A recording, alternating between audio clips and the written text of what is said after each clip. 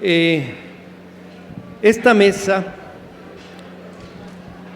se propone hablar de una experiencia que es muy importante para el mundo, no solamente para México y para América Latina, que es la experiencia de los gobiernos progresistas que empezaron a ganar con el siglo prácticamente en varios países de América Latina. Desde luego, quizá el ciclo empezó con el triunfo del comandante Chávez en las elecciones del 98 y la toma del poder en 1999. Quizá esa sería una fecha, es un poco arbitrario, pueden tomar otra, como ese punto de arranque que se vino dando en Sudamérica y Centroamérica de avance de fuerzas de izquierda y toma de algunos gobiernos. Ese es el panorama. 15 años después o 16 años después hay una situación que es de la que vamos a hablar aquí. ¿Qué ha pasado en esos 15 años? En estos países y en general en América Latina. ¿Por qué en el mundo entero se ha visto a América Latina como la esperanza de una alternativa en la forma de gobierno, en el modelo de crecimiento, en las políticas públicas? Ese es el tema de hoy. Y tenemos pues a compañeros que han pensado, estudiado, escrito justamente sobre estos países y sobre este periodo. De allá para acá, Luis Brito,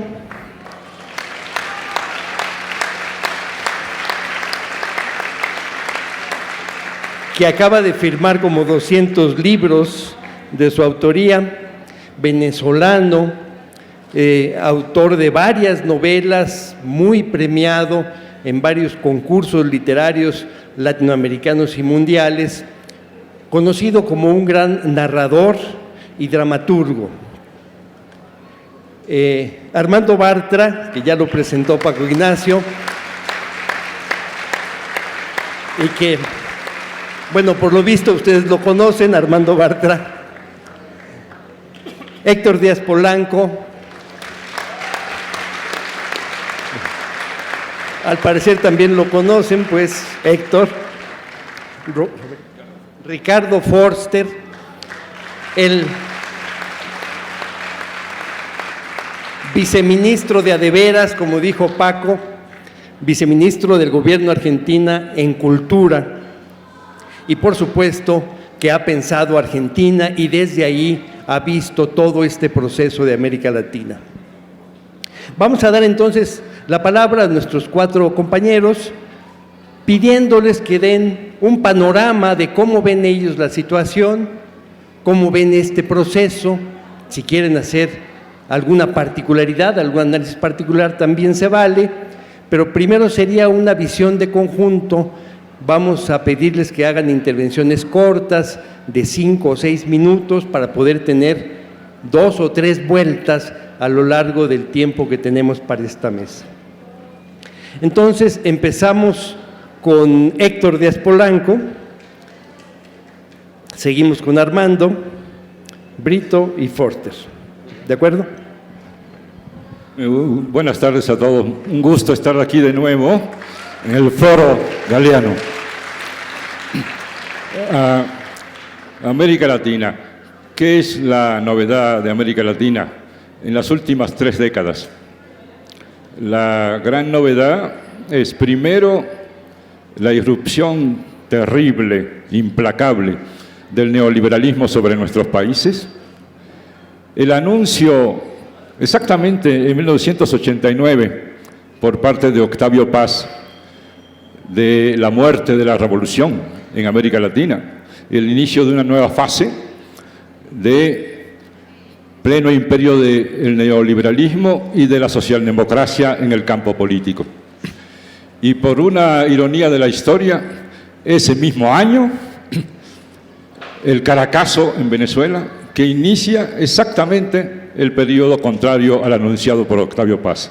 El inicio de un proceso de transformaciones en América Latina que terminaremos llamando, no es un muy buen nombre, los gobiernos y los proyectos y procesos progresistas. Se inicia con la elección de 1998 en Venezuela, el mismo país donde se inició políticamente con el levantamiento del Caracazo, y la toma de posesión en el 99, con lo que arranca un nuevo periodo de transformaciones en América Latina que al poco tiempo, entrando ya al siglo XX, incorpora de lleno a varios países muy importantes de América Latina, aparte de Venezuela, Ecuador, Bolivia, Argentina, Brasil, Uruguay, entre otros. De atrás venían Cuba y Nicaragua, que entran a este bloque llamado de gobiernos progresistas. El resultado lo conocemos, espero, en lo fundamental, transformaciones fundamentales realizadas en América Latina en el inicio de este largo proceso que ya va alcanzando los 3 lustros. ¿A qué me refiero? Me refiero al hecho de realizar 2 cosas que, según la teoría de los economistas neoliberales, la economía neoclásica, eran prácticamente imposibles, por lo menos en nuestros países. 1, crecer en la estructura económica. 2, distribuir.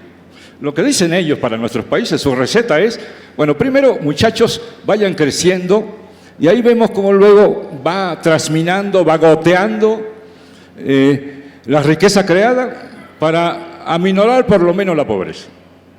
Lo que hacen estos gobiernos, que a mi juicio merecen más el nombre de gobiernos post-liberales o post-neoliberales, y que son en su esencia antineoliberales, es tratar de hacer las 2 cosas al mismo tiempo: crecer y redistribuir.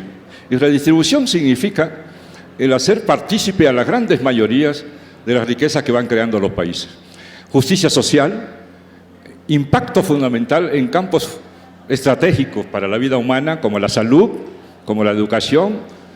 Se pueden ir citando casos extraordinarios. Venezuela, que multiplica en poco tiempo por 6 la población universitaria, que termina con como lo hizo Venezuela, Bolivia, y lo hizo también Ecuador, con el analfabetismo, etcétera, etcétera.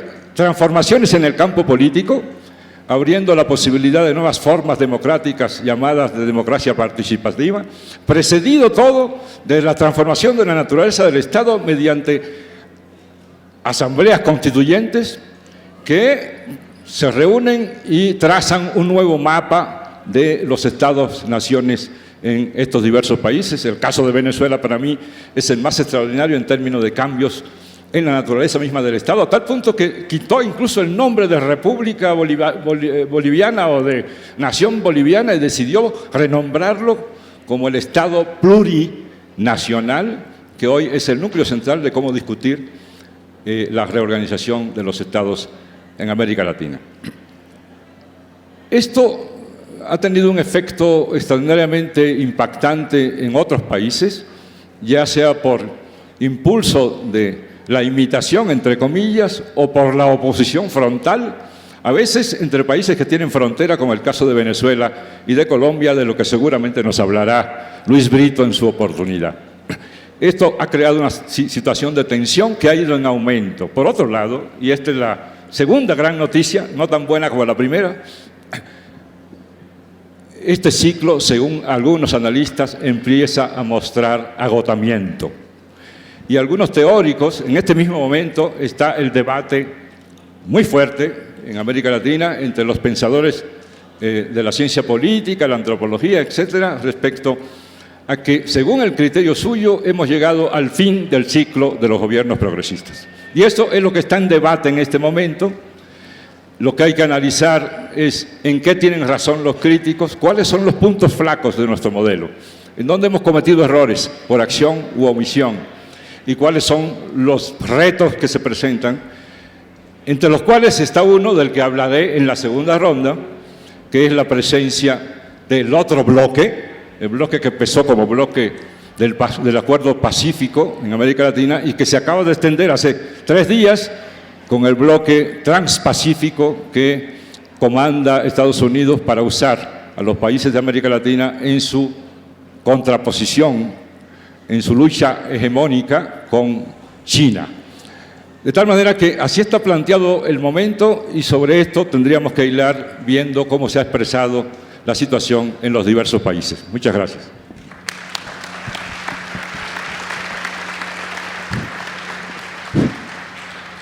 Para tratar de sugerarme a los 6 minutos, Paco ya estaba viendo el reloj, voy a leer y voy a ocuparme de un país que conozco un poco mejor que el resto de los del Cono Sur, que son los que me ocupan, que es Bolivia. Después hablaré un poco más en general en una segunda ronda.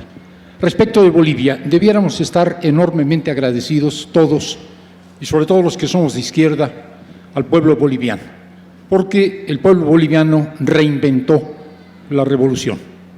En 3 lustros de intenso activismo, los revolucionarios de este país conosureño rediseñaron el paradigma revolucionario, reinventaron la revolución, esa revolución que tanta falta nos hace a los rezagados, a los demorados del continente como nosotros. En el despegue del tercer milenio, los pueblos andinos y amazónicos de Bolivia ensayaron una vía inédita, un curso de transformaciones nunca antes recorrido.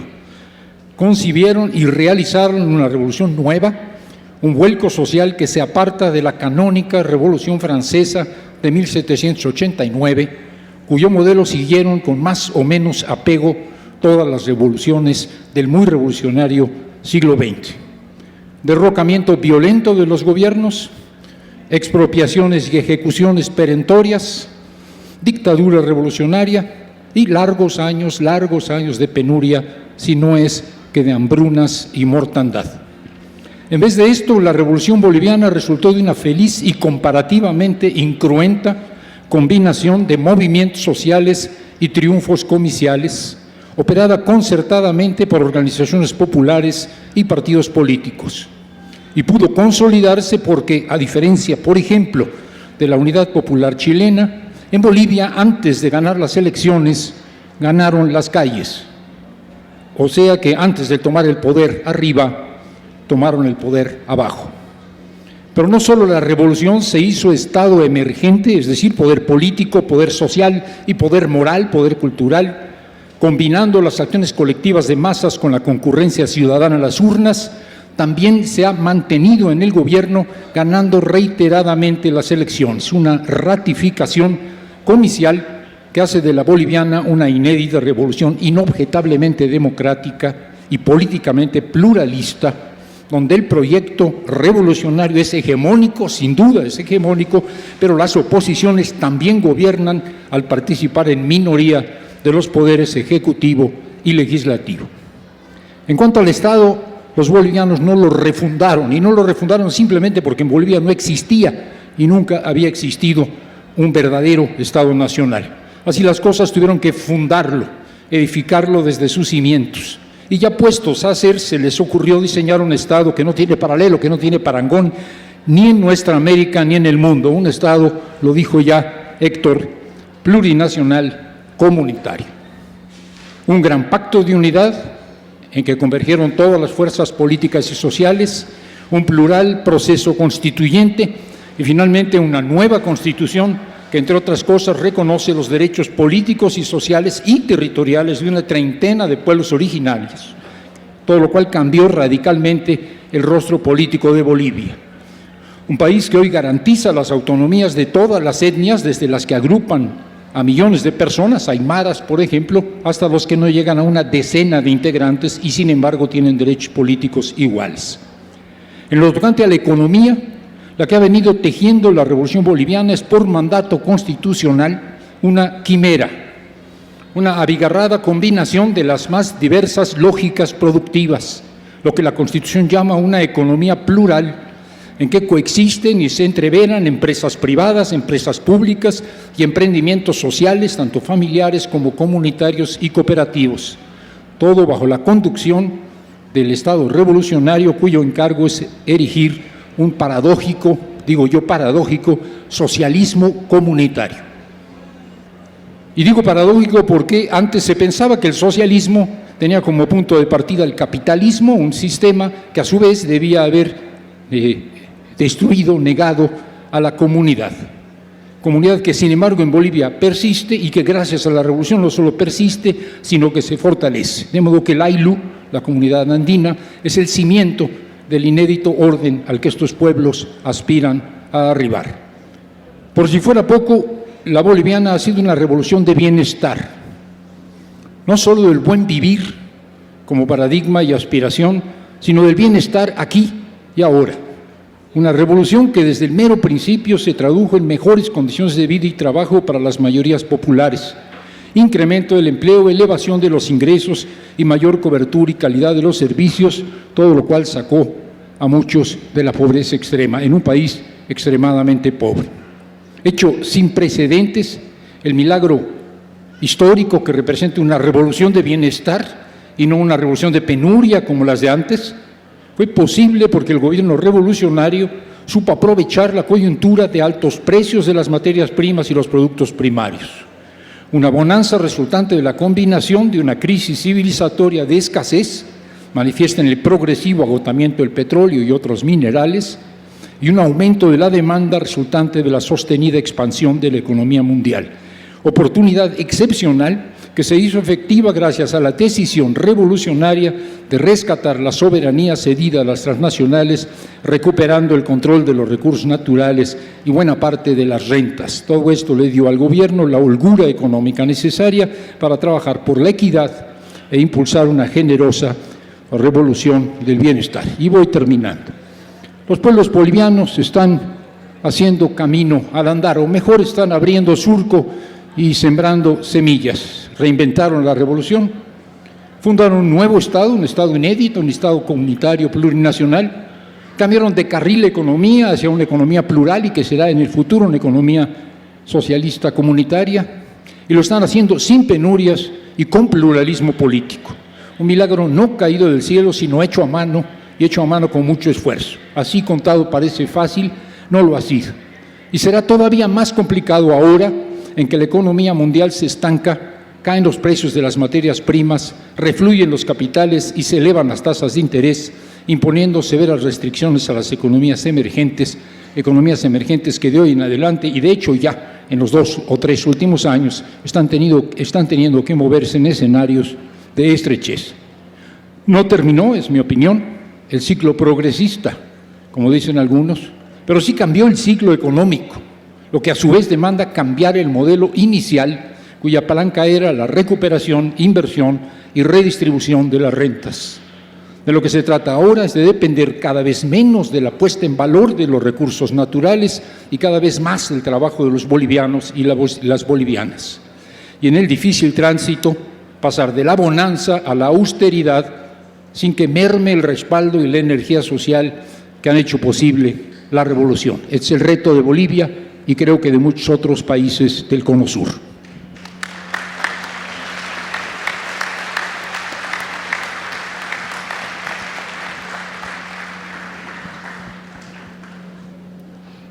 Bueno, buenas tardes. Una de las grandes celebraciones en México, y es muy paradójico que sea una celebración, es el Día de los Muertos. Bueno, finales del siglo pasado fueron como un inmenso Día de los Muertos que pretendía convertirse en un mes de los muertos, año de los muertos, en un siglo y en un milenio de los muertos. Se había muerto la historia, se había muerto la política, se había muerto el arte, todo era un funeral para donde uno veía muertos. Lo único que no se había muerto era el mercado. Qué casualidad tan casual, ¿no? Y eso era una cosa que barría a todo el mundo con un beneplácito, hasta que una vez más el fondo del mundo, el patio trasero, los indisciplinados, los desorganizados fueron los que quebraron esa tendencia mundial. En América Latina, un conjunto de movimientos le dijeron no al neoliberalismo. En Venezuela, el 27 de febrero de 1989, todo un país se alzó en una rebelión espontánea contra un paquete del Fondo Monetario Internacional. Hubo una masacre que duró toda una semana, se enterró a los muertos con pala mecánica y todo eso, y aparentemente eso terminó como una derrota popular. Fue un triunfo. Los partidos del estatus que planificaron y avalaron esa masacre no volvieron a ganar una elección más nunca. Al poco tiempo hubo una rebelión militar comandada por Hugo Chávez Frías, pero que no fue un pronunciamiento militar cualquiera, era un pronunciamiento con una base popular, era contra el Fondo Monetario Internacional, era un movimiento patriótico contra el imperialismo. El resultado es que fracasa en lo militar, pero se convierte en un triunfo político. Poco tiempo después de prisionero Hugo Chávez, el presidente Caldera lo tuvo que indultar porque era el hombre más popular del país. El hombre más popular y más avalado por el pueblo no estaba en Miraflores, sino en la prisión de Yare. El resultado es que sale Chávez y se produce un fenómeno que es la toma electoral del poder. ¿Por qué? El sistema político de elecciones estaba tan desacreditado que se adoptó una elección en gran parte informatizada.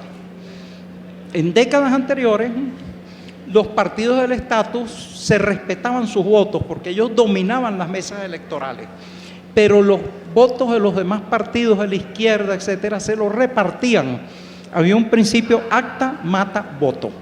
Bueno, eso desapareció con la informatización de las elecciones y, oh sorpresa, Hugo Chávez Frías, un outsider, un recién llegado a la política, ganó demoledoramente las elecciones frente a partidos que se habían resteado con el neoliberalismo, y se inició un proceso con una serie de tropiezos, de desaciertos, de errores, pero que ha tenido en 15 años resultados que yo considero espectaculares.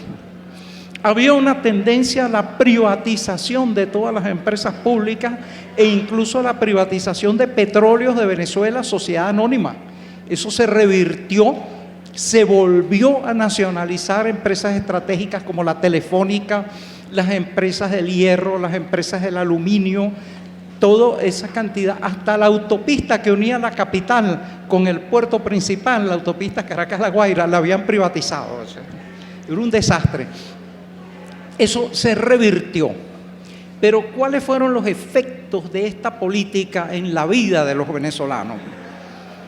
Cierra el siglo XX con un 30% de pobreza en un país petrolero, del cual 10% era pobreza crítica. Para el 2014 eso se ha reducido a 20.4 de pobreza. La pobreza crítica en 5.4 más o menos.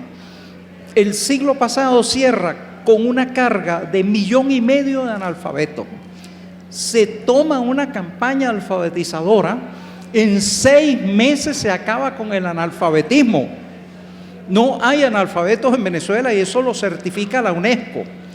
Pero, además de eso, 1 de cada 3 venezolanos está estudiando algo. Somos un país de 30 millones de habitantes. La escolaridad anda en 9,5 millones para arriba. Prácticamente todos en instituciones gratuitas. Hay cerca de 3 millones de estudiantes en educación superior. Quiere decir que 1 de cada 10 venezolanos está cursando educación superior, la inmensa mayoría también en instituciones gratuitas. Después de la alfabetización, bueno, Venezuela es un país en el cual una encuesta hace poco revela que más del 80.2% de los venezolanos leen cualquier material y un 52% leen libros. Eso nos sitúa como tercer país lector de América Latina. Fíjense ustedes lo que se puede hacer. La inversión social para 1998 era el 11.3 del Producto Interno Bruto. Para 2014 es el 19.2. Se ha más que duplicado. Más del 60% de todo el gasto público es inversión social. Inversión en salud, inversión en salubridad, inversión en vivienda popular, etcétera, en todas las necesidades del pueblo. Se ha aplicado denodadamente todo el ingreso del petróleo y de otras producciones de Venezuela a satisfacer las necesidades populares. Eso explica por qué en el campo político en 15 años ha habido 19 procesos electorales que han sido ganados, 18 por el bolivarianismo. Solo se perdió una consulta sobre una reforma constitucional, fue el único caso. Eso demuestra pues que hay una coherencia entre una política determinada y una determinada forma de apoyar esa política a través de la participación. 19 procesos electorales en 15 años no es una tontería. Nunca se puede decir que hay un exceso de democracia, pero si en algún país parece que lo hubiera, es en Venezuela. A cada momento hay elecciones parlamentarias, de autoridades locales, de presidente, de las asambleas legislativas. De repente la oposición convoca un referendo y lo pierde, pero es un referendo nacional. Entonces hay una continua rotación. Venezuela entonces estuvo entre los países que demostró que sí es posible aplicar la riqueza natural al desarrollo del pueblo.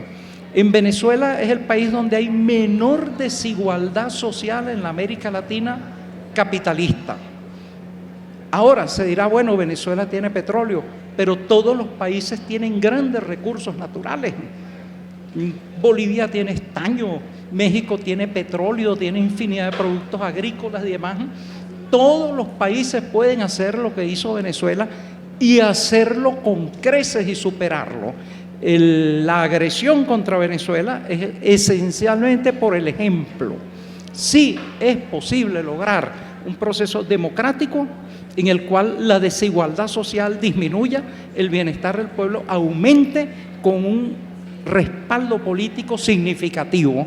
Ese ejemplo hay que exterminarlo y eso explica la agresión continuada contra Venezuela. Muchas gracias.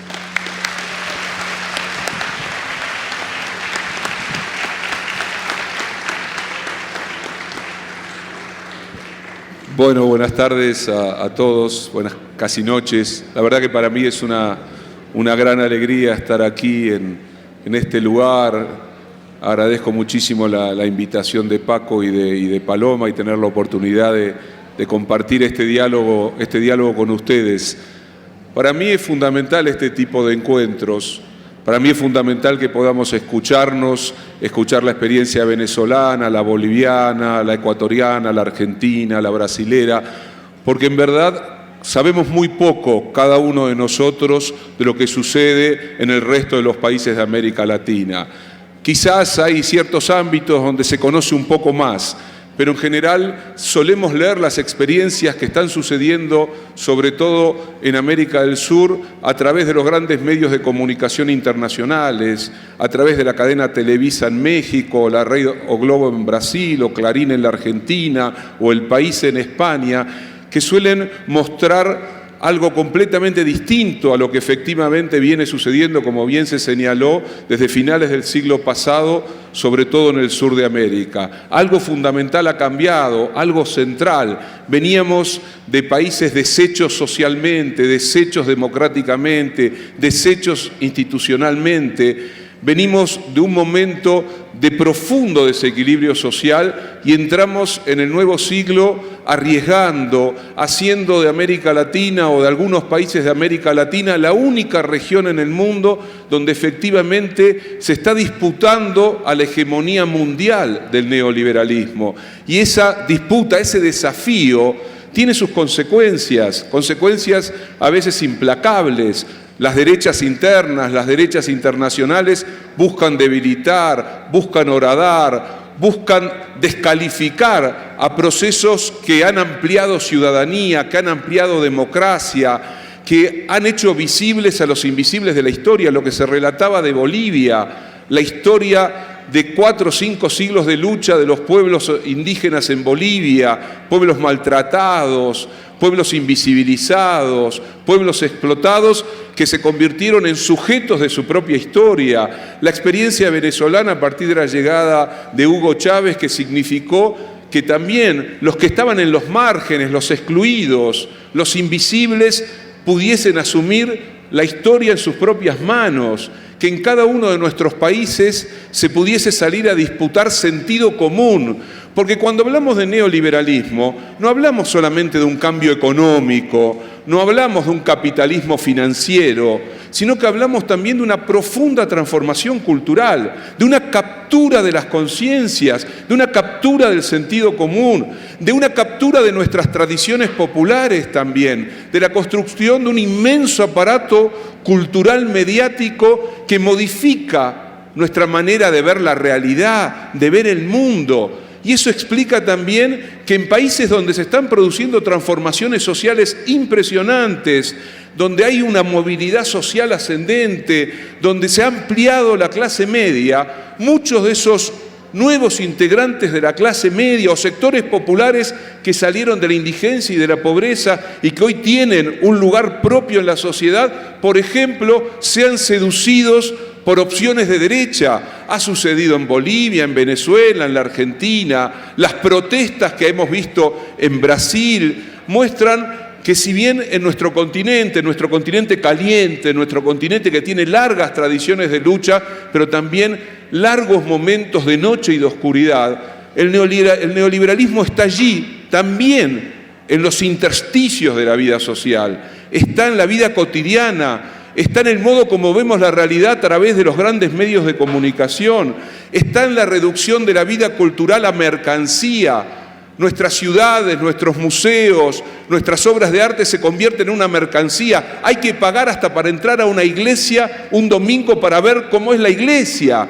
Este es un triunfo del neoliberalismo, pensar que por sobre todas las cosas está el individuo, la propiedad y el negocio.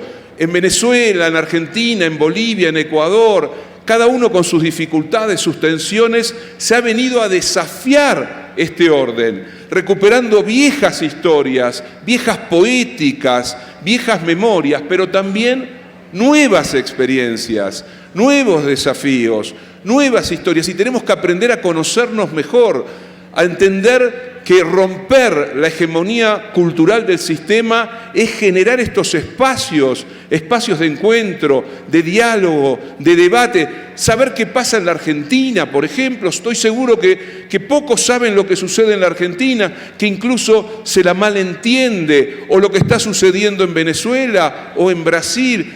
Si ustedes me hubieran preguntado hace 15 años atrás, en medio de la noche neoliberal de América Latina, si yo hubiera podido imaginar, o cualquiera de ustedes o de los que estamos en esta mesa, si hubiéramos podido imaginar que un obrero metalúrgico de lo profundo del cordón industrial de San Pablo iba a llegar a ser presidente del Brasil, que un hombre venido de la resistencia en el interior de las Fuerzas Armadas venezolanas, que tiene una tradición de izquierda y contra una renta petrolera utilizada solo para concentrar riqueza para unos pocos, iba a transformar social, económica y culturalmente a Venezuela como Chávez, o que un hombre que venía de luchas milenarias de los pueblos olvidados, como son los pueblos indígenas de Bolivia, iba a llegar a ser presidente de Bolivia, o que un ex guerrillero tupamaro que pasó 13 años preso en las mazmorras de las dictaduras uruguayas iba a llegar a ser presidente del Uruguay, o que Néstor Kirchner, que venía de la generación del 70, destruida en gran parte por el terrorismo de Estado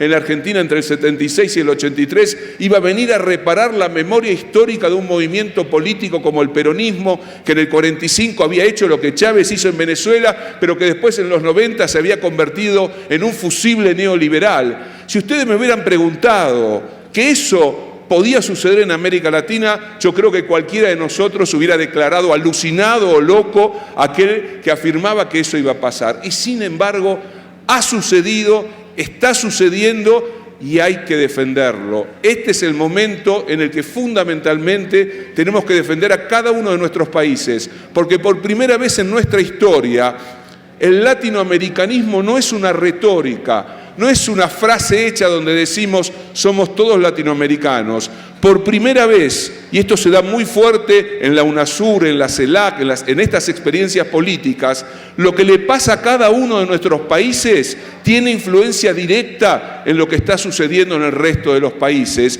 y han surgido liderazgos extraordinarios, como nunca hubiéramos imaginado. Necesitamos a México. México es un país clave para América Latina.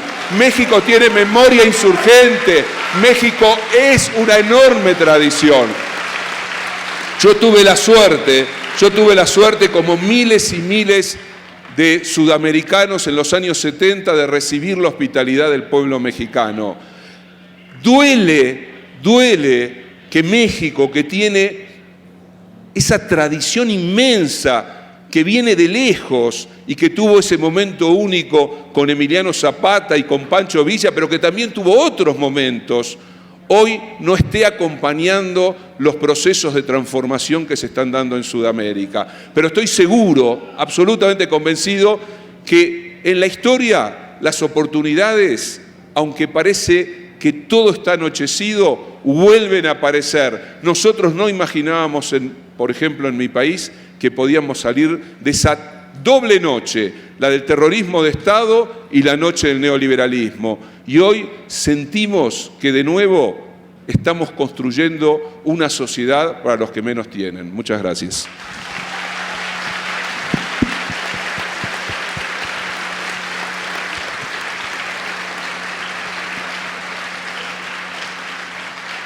Emocionante esta primera ronda que nos da un primer panorama del tema complejo que es la situación de América Latina y esta historia reciente de 15 años.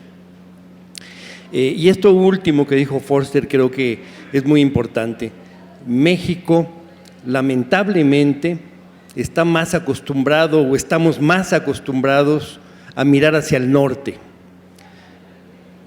Toda la tarea de los medios de comunicación es la de convencernos de que en realidad no debemos ser otra cosa que una especie de apéndice o patio de atrás de Estados Unidos. Y esa batalla ideológica no la hemos ganado. Yo creo que el país sigue viendo principalmente al norte. De repente, en ciertos momentos, nos acordamos que nuestra lengua, nuestra historia, nuestra cultura nos debe hacer ver hacia el sur, pero la cotidianidad, la información de todos los días y algunas realidades objetivas, como por ejemplo el hecho de que 10 millones de mexicanos o un número de ese tamaño vivan en Estados Unidos, el hecho de que las remesas que envían los trabajadores mexicanos de Estados Unidos a México sean la primera fuente de ingresos de divisas de nuestro país, por arriba del petróleo y por arriba del turismo. Esas son fuerzas objetivas, no se trata de no ver al norte, hay que verlo, pero hay que verlo de otra manera, hay que ver al norte sabiendo que somos parte de América Latina. Por eso es que una conversación como esta es tan importante, no solamente que la hagamos hoy en este foro, sino que la hagamos todos los días, que insistamos todos los días, porque es una batalla que está en curso y que hasta ahora no vamos ganando. Vamos a empezar pues una segunda ronda, nos da tiempo perfectamente porque han respetado más o menos los tiempos, en el mismo orden. Héctor. Bueno, es como es probable que no haya una siguiente ronda y me daría mucho coraje no hablar de México, lo voy a hacer ahora, aprovechando. Porque yo quería, una vez que escuchamos esta primera ronda presentando sintéticamente lo que está ocurriendo en estos países de América Latina, contrastar con México. Si no lo hiciéramos, estaríamos cayendo justamente en la pretensión de la oligarquía de este país, que cree que ya nos colocó definitivamente en Norteamérica y que nos dejó de América Latina. Somos latinoamericanos, no somos norteamericanos.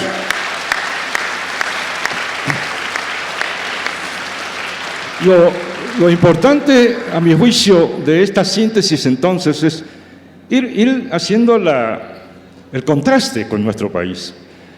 Estamos viendo países en donde se han recuperado los recursos naturales, para los intereses nacionales y sobre todo los intereses de las grandes mayorías. Un país donde se ha hecho en poco tiempo, 6 meses nos dijo Luis, en Venezuela. Yo llegué a México aquí hace 43 años. Desde que tengo uso de razón en México, el gobierno mexicano está haciendo una campaña contra la alfabetización. Y no baja de entre el 10 y el 8%.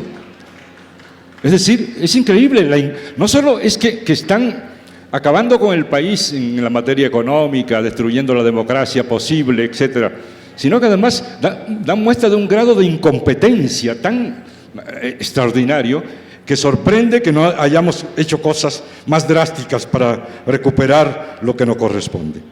Salud, educación, mientras nosotros tenemos salud y educación en ruina, y además estamos viendo que esos oligarcas tienden a plantearnos lo inevitable de la privatización de la educación y de la salud.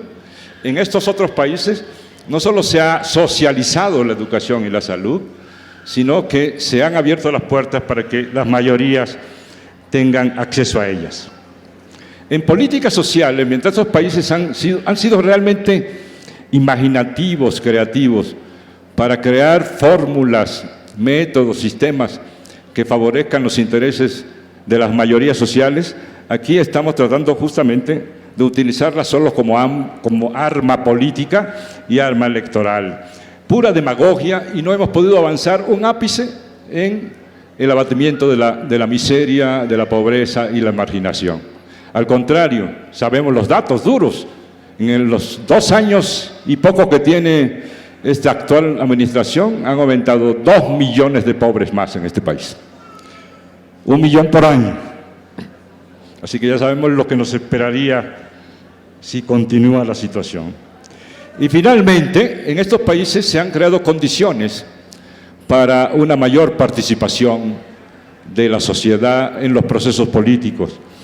La democracia directa llamada con fórmulas diferentes. No solo eso, sino que los movimientos sociales han encontrado en estos gobiernos espacios para hacer sus planteamientos. Incluso en el caso de Venezuela, de Bolivia, inició con el llamado Pacto de Unidad, el pacto de las organizaciones sociales que prácticamente dibujaron el mapa de lo que sería la actual Bolivia, incluyendo su aparato estatal. En cambio, en México, lo que tenemos es un sistema político en donde cada vez más se imponen los intereses de un pequeño grupo y se nos impide incluso opinar. Es decir, cuando decimos queremos opinar, queremos que nos consulten para que digamos si queremos que la reforma energética siga adelante o no, nos dicen, no puede usted opinar, porque eso tiene que ver con un asunto de recursos, es decir, puros eufemismos y palabras engañosas. No tenemos ni siquiera la oportunidad de opinar sobre sus políticas. Pero esa política está provocando efecto. Y aquí también tenemos un alucinado y un loco que cree que puede cambiarse la situación. Y yo lo apoyo para ese propósito. Y yo creo que tenemos condiciones especialmente excepcionales en México para iniciar el proceso de transformación y empezar a sacar a nuestro país de las ruinas en que estamos. Eso tiene una precondición que se dio en estos países de que hemos venido hablando. En primer lugar, fomentar al máximo la organización social y popular. Si no logramos esto, en su expresión máxima de movimientos sociales potentes, que tengan un proyecto más allá de su propio asunto gremial o particular y que tengan un proyecto político o una visión política encaminada a la transformación total del país, si no tenemos eso, no podremos avanzar. En segundo lugar, necesitamos levantar la conciencia de nuestro pueblo. Esto es parte, esto que estamos haciendo acá, espero yo, un granito de arena en esa dirección. Tenemos que explicarle a la gente cuál es la realidad del país y decirle cómo en otros países han logrado avances. Es decir, sí se puede. Y la condición de que eso se pueda es que rompamos con un modelo que nos dice que lo más importante es crecer solamente, aunque esto beneficie solo a una minoría, y otorgar todos nuestros recursos, nuestras riquezas, a intereses transnacionales, a intereses nacionales y extranjeros. En nuestra mano está el que lo podamos hacer. Muchas gracias.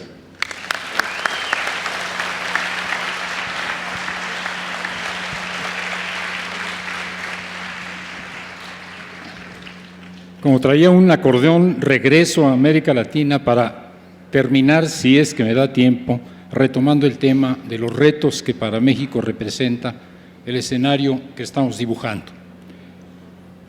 Bolivia, de la que hablé hace unos minutos, este país que a mi juicio inventó o reinventó la revolución, no solo Bolivia, no está sola. La mayor parte de los países del Cono Sur han emprendido, cada uno a su modo, cada uno por su pie, la apasionante aventura post-neoliberal.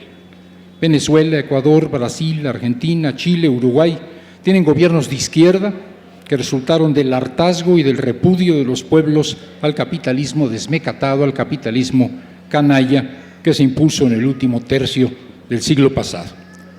Rechazar las tóxicas recetas del Banco Mundial, rechazar las tóxicas recetas del Fondo Monetario Internacional y hacerlo en países como los nuestros, atrapados por una economía globalizada en la que siguen imperando las transnacionales y el capital financiero especulativo, y que lo digan si no los argentinos con los fondos buitres, hacerlo en unos países como los nuestros, que además son pobres, no es precisamente sencillo, y menos cuando las oligarquías locales y el imperio presionan por todos los medios, incluyendo el golpismo. Estamos ante la inminencia del golpismo, o hay golpismo político, para evitar que nos salgamos definitivamente del redil. En este contexto, ser oposición es fácil, es un decir. Quienes hemos sido oposición toda nuestra vida, diremos que no es fácil. Viéndolo en perspectiva y pensando en las dificultades de ser gobierno, diría yo, ser oposición es comparativamente sencillo. Todo consiste en señalar y combatir los males sistémicos que nos agobian.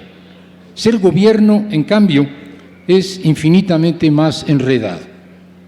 Simplificando, podríamos decir que la tarea de la oposición de izquierda, es ir cambiando a favor del pueblo la correlación de fuerzas, lo que contaba Héctor, que es nuestra tarea. En cambio, un gobierno de izquierda debe en principio asumir la correlación de fuerzas de la que ha surgido y de la que viene su mandato. El gobierno tiene, sin duda, más recursos institucionales, pero menos margen de maniobra. En cambio, la oposición tiene menos recursos institucionales, pero mayor libertad de acción.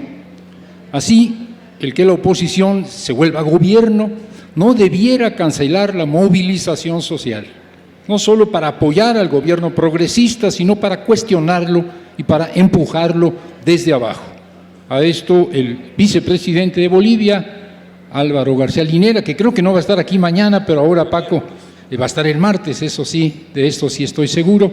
El vicepresidente de Bolivia, Álvaro García Linera, lo llama tensiones creativas de la revolución. Pero a veces sucede que estas tensiones en el seno de estos pueblos que están marchando por una vía distinta de la del liberalismo no son precisamente creativas, sea porque los gobiernos progresistas pierden impulso o extravían el rumbo, sea porque las oposiciones sociales y políticas se dejan arrastrar por el inmediatismo y por los particularismos, lo que eventualmente las lleva a fortalecer movimientos de derecha. Y lo estamos viendo, hay una derecha que no solo es golpista, sino que ahora resulta que ya aprendió y es movimentista, como lo éramos nosotros, como lo somos nosotros, disculpen por el lapsus. En esta coyuntura, algunos temas polémicos cobran visibilidad al ser retomados por expertos y analistas. Uno es el llamado extractivismo, un término con el que se estigmatiza las políticas de Estado que conducen a una excesiva e insostenible dependencia económica respecto de las exportaciones primarias.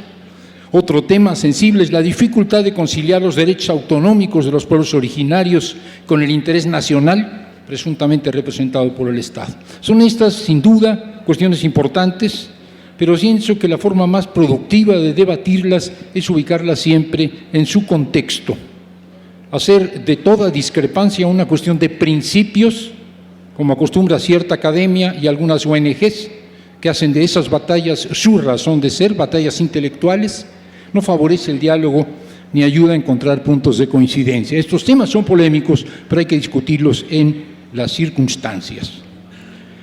Pero en el terreno, y voy terminando, de las ideas de izquierda, el problema mayor que yo encuentro en una parte del pensamiento crítico es que éste sigue mirando con los ojos del siglo XX los procesos ocurridos en el Cono Sur en el arranque del siglo XXI.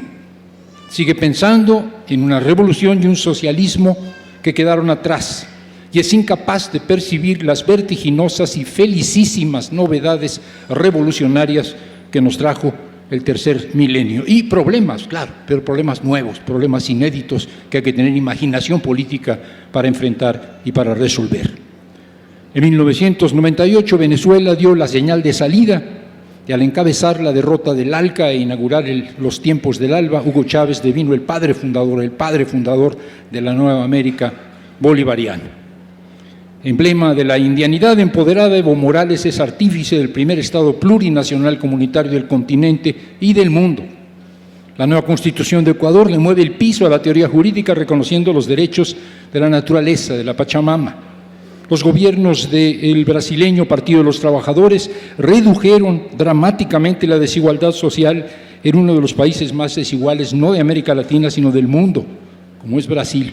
Los Kirchner llevaron a la Argentina del corralito, a la Argentina del que se vayan todos, a una persistente recuperación económica, pese a las dificultades que ahora enfrenta, pero sobre todo a una persistente recuperación de la dignidad nacional.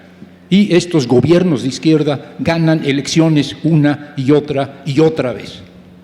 Atrevámonos, pues, a ser optimistas. En el tercer milenio, América Latina es un pasmoso laboratorio de innovación social en donde todos los días se reinventa el futuro. Habrá tropiezos, habrá fracasos, siempre los hay, pero creo que de momento vamos de gane, vamos ganando, y en todo caso, pues, lo bailado, ¿quién nos lo va a quitar? En cuanto a la apuesta por la continuidad, yo apuesto por la continuidad de la revolución en los países progresistas, en los países hoy gobernados por corrientes políticas post-neoliberales. Pero mi apuesta es también por la conversión de dos grandes países de nuestra América, México y Colombia, que hoy son la excepción y tienen gobiernos profundamente neoliberales y de derecha. Pero ¿dónde avanza la oposición? En Colombia no solo se impusieron los trabajos de paz en La Habana, importantísimos, fundamentales para el futuro de nuestra América, sino que paralelamente dos grandes paros agrarios han puesto de manifiesto que los temas del futuro de los colombianos no se discuten solo en La Habana, se discuten también en las movilizaciones sociales en la propia Colombia. En cuanto a México, ¿qué les digo? El pasmo que impuso el regreso del PRI en todos nosotros, la depresión política en la que estábamos, se ha remontado en 2014, fines de 2014, 2015, el pueblo regresó a las calles, hemos vuelto a estar en este zócalo, hemos vuelto a estar oyendo nuestros ecos en las calles de Madero, hemos vuelto a recorrer el Paseo de la Reforma. El tema de Ayotzinapa ha puesto al gobierno de Peña contra las cuerdas. Nunca antes un gobierno había estado tan desprestigiado apenas a la mitad de su mandato. No estamos cruzados de brazos, no estamos derrotados.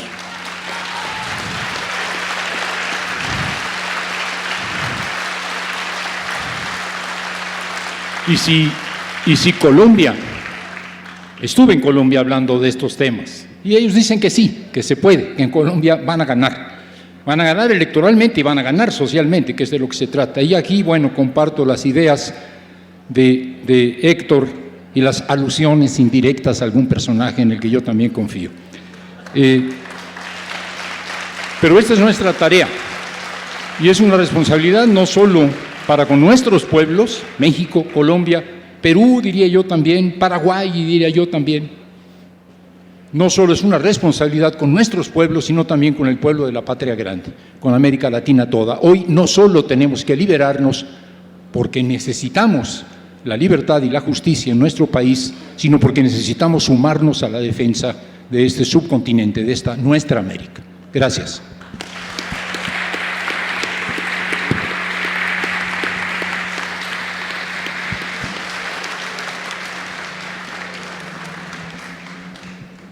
Un aspecto fundamental del conjunto de cambios en América Latina ha sido el inicio de una nueva diplomacia.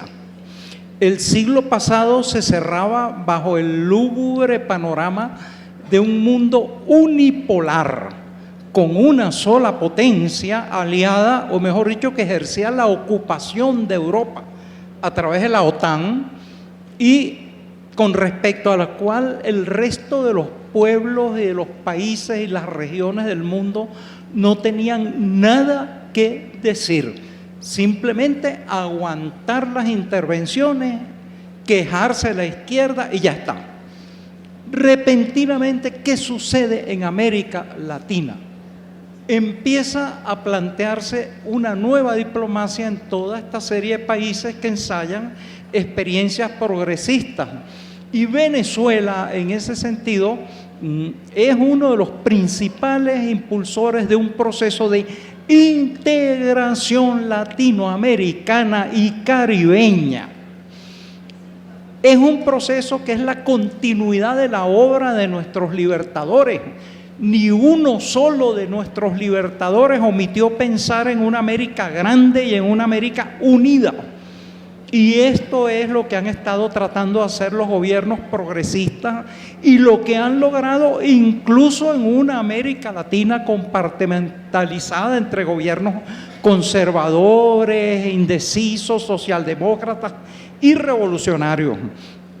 Venezuela integra el ALBA, la Alianza Bolivariana para Nuestra América. Bueno, con Venezuela, Cuba, Bolivia, Ecuador, Nicaragua, muchos de los países caribeños, es como una especie de primer bloque de gobiernos progresistas. Pero también Venezuela logra entrar al Mercosur. El Mercosur es, según el año, la quinta o la sexta economía del mundo. Y entran otra serie de países al Mercosur y eso establece un peso bien importante. El verdadero adversario de Estados Unidos en América Latina es Brasil. Brasil es la mitad en superficie y en población de América del Sur. Y poco después viene la creación de la CELAC, la Comunidad de Estados Latinoamericanos y Caribeños, que es una unión colosal de 33 países. Y viene UNASUR también a consolidar esa unión. Y entonces, con razón, Estados Unidos se desespera intentando crear bloques del Pacífico y del Transpacífico, etc. ¿Por qué? Porque mientras suceden estos cambios, América Latina ha lanzado una diplomacia multipolar, una diplomacia sur-sur, una diplomacia de relaciones con África, con Asia, y que no está embelesada por el fantasma de un mundo unipolar. ¿Por qué? Porque el eje del mundo cambió. El año pasado China pasó a ser la primera potencia económica del mundo y según todos los economistas este cambio no es reversible. No está previsto. Estados Unidos ha ido declinando en su Producto Interno Bruto mientras el de China sigue aumentando. Hay otro mundo diferente. Hay una asociación de países del Pacífico que no está bajo la égida de Estados Unidos. Hay los BRICS, que son nuevos bloques económicos del mundo. Entonces, esa dependencia ciega, sumisa, obsecuente, servil hacia Estados Unidos, es una cosa del pasado. Estados Unidos es una potencia en declinación, cuyas industrias están tercerizadas y sus guerras también las pelea a través de mercenarios y a través de industrias que alquilan carne de cañón, etc. América Latina ha sido uno de los elementos fundamentales de que se piense esta nueva diplomacia esta nueva correlación de poderes, este mundo multipolar, pluripolar. Y ese es otro de los elementos por los cuales hay una agresión continuada de Estados Unidos contra América Latina. Si América Latina sigue adelante, es una demostración más de que su hegemonía terminó. Y fíjense ustedes lo que significa en esto. Nicaragua, la asediada Nicaragua, está trazando un segundo canal interoceánico, el canal de Panamá. Por eso incluso se disgregó Panamá de Colombia. Era la llave del poderío continental. Simón Bolívar en 1819 ya tenía el proyecto del canal de Panamá y nombró una comisión técnica, porque él decía un bloque como la Gran Colombia, con lo que es hoy Venezuela, Colombia, Ecuador, controlando el paso interoceánico, tendría un poderío extraordinario. Él dice, en Panamá, decía Bolívar, bien podría situarse la capital del mundo. Vean ustedes lo que es una visión continental, una visión estratégica de la realidad. Pues ahora ese segundo canal deja relegado el monopolio del paso interoceánico que tiene Estados Unidos a través de Panamá. Es un canal mayor por el cual pueden pasar los supertanqueros. ¿Y por qué Estados Unidos anda con un coqueteo de que afloja las tensiones con Cuba y las vuelve a endurecer? Porque cuando ese canal se termine de abrir, Cuba es la isla con los principales puertos del Caribe. ¿Y a dónde van a ir los barcos chinos, los barcos asiáticos, los barcos australianos que pasen por el canal transoceánico? Estados Unidos va a quedar fuera del Caribe. Hay una expresión cubana, se va a quedar fuera como la guayabera. Bueno,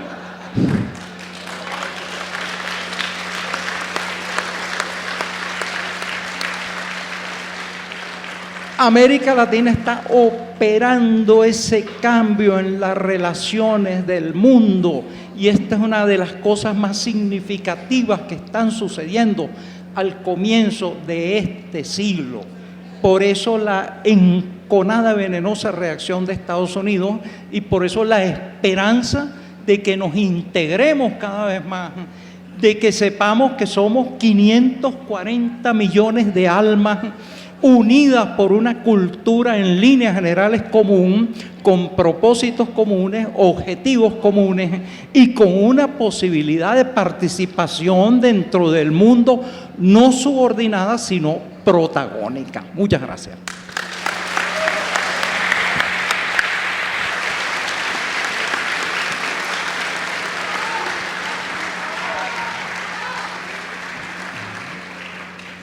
Luis me ahorró la necesidad de tener que ir por ese camino que creo que lo trazó de una manera muy potente y con una enorme oportunidad histórica. Yo soy de los que piensan que en realidad en la historia nunca nada está garantizado. En verdad, si miramos hacia atrás, lo único que se garantiza sistemáticamente es el despliegue de la barbarie.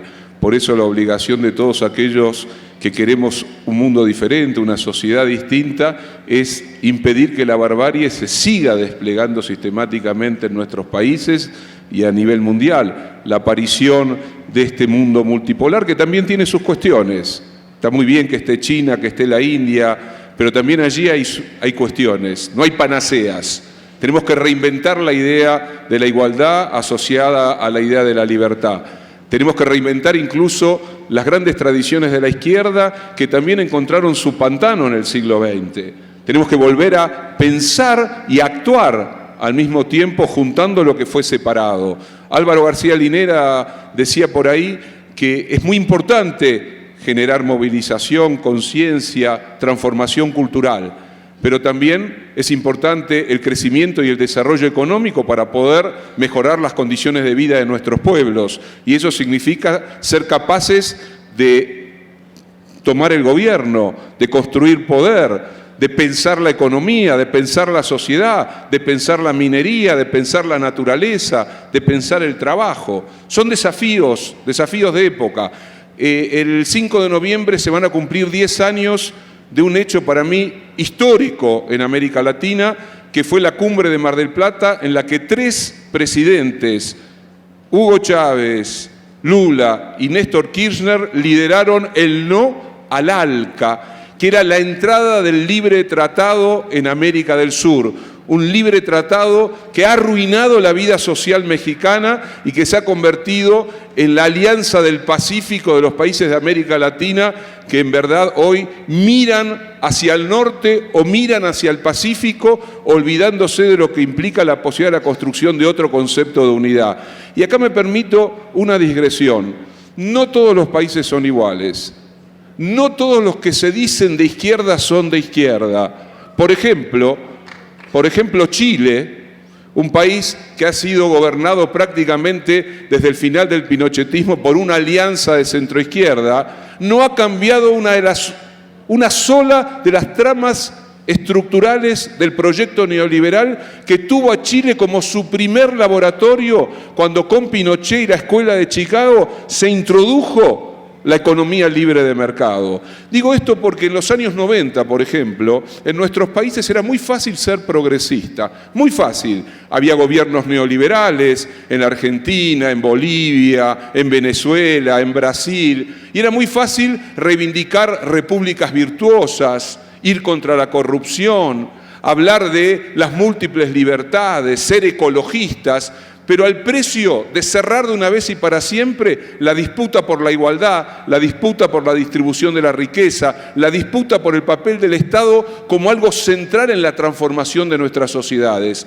Muchos de esos progresistas de la década del 90, que fueron viejos revolucionarios en los 60 y los 70, hoy defienden una concepción en nuestros países de república virtuosa que se ha asociado con la derecha más rancia del continente. Y muchos de los progresistas europeos definen como si fuera un insulto las experiencias sudamericanas como experiencias populistas. Y a mí me gustaría hacer una profunda reivindicación de lo que implica en términos libertarios y en términos de ampliación de ciudadanía y de democratización las experiencias de los populismos de estos últimos años en nuestro continente. Para los europeos, la palabra populismo remite a xenofobia, racismo, nacionalismos de derecha, fascismo. En nuestro continente, desde la experiencia de Cárdenas en México hasta la del primer peronismo con Perón, el populismo significó que los subalternos, los olvidados, los invisibles, los incontables, los negros de la historia, tuvieran la oportunidad de constituirse como sujetos políticos. En este contexto, lo que ellos odian es que de nuevo los humillados, los derrotados, los pobres, los insultados, de nuevo están desafiando al poder y nos dicen que somos populistas y dicen que nuestros líderes tremendos, porque yo creo que pocos líderes han logrado, como por ejemplo Hugo Chávez, conjugar algo muy difícil: conocer profundamente la trama de la cultura popular y no eludir juntar esa cultura popular con la gran filosofía, por ejemplo, y nunca subestimar a su auditorio, y así como cantaba una ranchera, podía discutir horas sobre un pensamiento filosófico. Ellos dicen que si queremos que nuestros liderazgos se perpetúen, porque son fundamentales para seguir conquistando derechos, somos autoritarios. Pero en la buena Europa, que masacró durante siglos millones de seres humanos, que alguien pueda gobernar 30 años porque su sistema parlamentario le permite, como a Merkel, estar todo lo que quieran el gobierno, son democráticos, son republicanos y no tocan ningún derecho. Tenemos que defender, y creo que Luis lo planteó muy bien, algo que es clave. Tenemos poéticas en común, tenemos un mundo cultural complejo, diverso, pero atravesado por lenguas que nos pertenecen. Tenemos memorias, todos podemos citar al menos alguna experiencia de otro país, algún nombre propio de las luchas sociales de otro país, algún escritor, algún pensador, y hoy se está dando algo muy importante en la experiencia de nuestros países. Se volvió a juntar la vida intelectual, cultural, con el compromiso político, con estar en el interior de estos proyectos para tratar de transformar nuestras sociedades. Yo recuerdo, estando en México, que a mí me sorprendió cuando llegué en el año enero, febrero del 77, después de irme de marzo del 76 de la Argentina, me sorprendió cuando entré en la UNAM, que era una isla de revolucionarios. Y sin embargo, fuera de la UNAM, Había otro México, que esa isla de revolucionarios, de profesores espléndidos, con los que pude estudiar y conocer profundamente a Marx, a Hegel, no había contacto, no había relación entre el México profundo, el México campesino, el México de Guerrero, el México del norte, con lo que pasaba en la universidad. Y yo decía, oh, qué fabuloso, ¿no? Venía de un país terrible, arrasado por el terrorismo de Estado, donde la vida intelectual había sido saqueada, donde por pensar distinto se iba a la cárcel, donde había que irse al exilio, donde había habido un flujo permanente de relación entre vida intelectual y compromiso político, y me encontraba con una sorpresa, que durante mucho tiempo el sistema del PRI logró cooptar al mundo progresista mexicano y lo sacó de la lucha social. Y eso tiene que ver también en parte con lo que ha sucedido a lo largo de la historia en México. Porque cuando se cinden los mundos de los ilustrados, de las luchas de los pueblos, ahí lo que se termina de producir es, por un lado, un lenguaje que queda enclaustrado en un mundo académico, pero que pierde el llamado, el barro de la historia. Y creo que una de las cualidades de los procesos que se están dando en América del Sur, y el ejemplo de la fórmula presidencial de Bolivia, Evo Morales y Álvaro García Linera, quizás sea la más potente en ese sentido, el mundo de las tradiciones campesinas, el mundo de las tradiciones indígenas, con el mundo del compromiso político de los intelectuales. Es una obligación volver a construir esos vínculos para en común discutir en profundidad aquello que ha generado también las derrotas, porque no todo es virtuoso, no todo es mañana ganaremos, hasta la victoria siempre.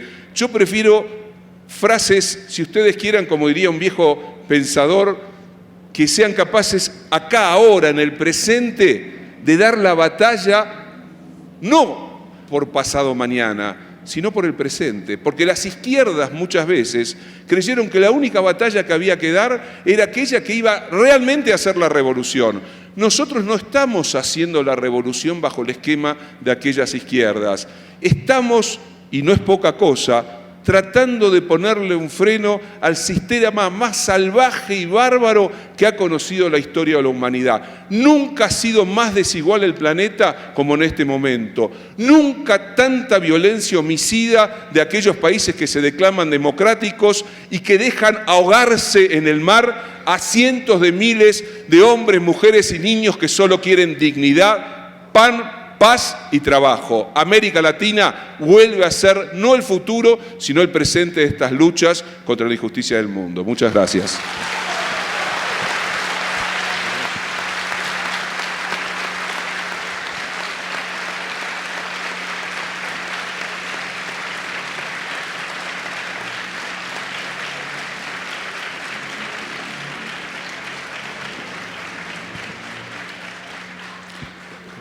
Se nos acabó el tiempo, pero hay dos buenas noticias. Una, se va a repartir un libro, el libro de Armando Bartra, gratuitamente a todos ustedes. Que no se paren de su lugar para que les lleven el libro que les toca. Y segunda buena noticia, mañana a las 6:30.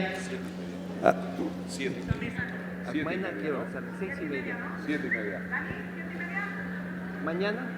Sí, 7:30. Mañana a las 7:30 continúa esta mesa en la que vamos a hablar de la patria grande. Gracias.